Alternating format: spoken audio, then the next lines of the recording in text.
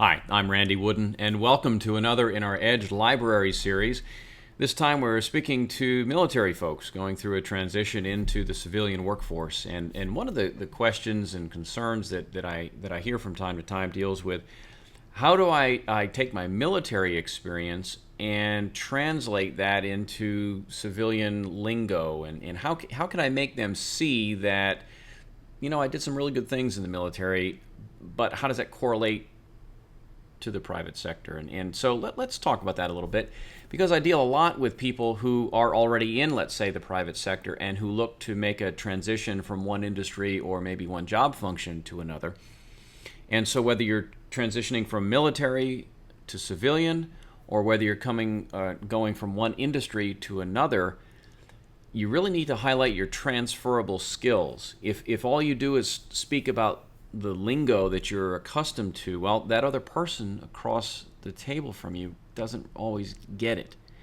And it just sometimes just goes right over their head. So avoid the military lingo as much as is possible, and talk to things like, let's say, leadership, time management, being accountable, being innovative, demonstrating loyalty and dedication. And it's one thing to say those things, and that's fine. I want you to be able to say those, but you know what?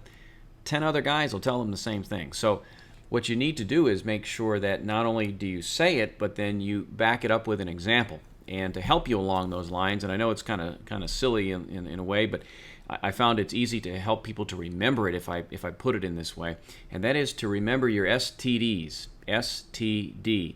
The S would stand for skills or strength.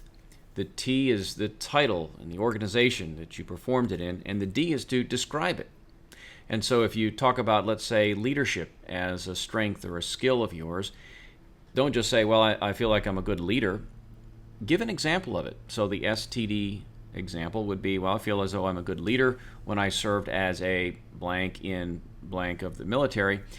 And then you describe briefly a scenario where your leadership helped to either mentor younger people, maybe help to avert a crisis, maybe help to, build something or do something significant. And where appropriate and possible, you want to assign numbers to that if you can. Numbers meaning number of people, size of budget, the amount of time it took to accomplish a task as it relates to what maybe the expectations had been going in. Try your best to basically paint a picture for this person that says, you know what, those skills, while I perform those in the military, are the same skills that I bring with me to your organization. So remember STDs, and remember the commonality sort of things, the skills that are transferable. The fact that, in fact, I have a son who served in the Marine Corps, and he was an expert in pistol and rifle, and so he could shoot an apple off the top of my head if he wanted to. In the civilian world, there's not a lot of call for that, but for him to reach that level of expertise took dedication. It took practicing good habits.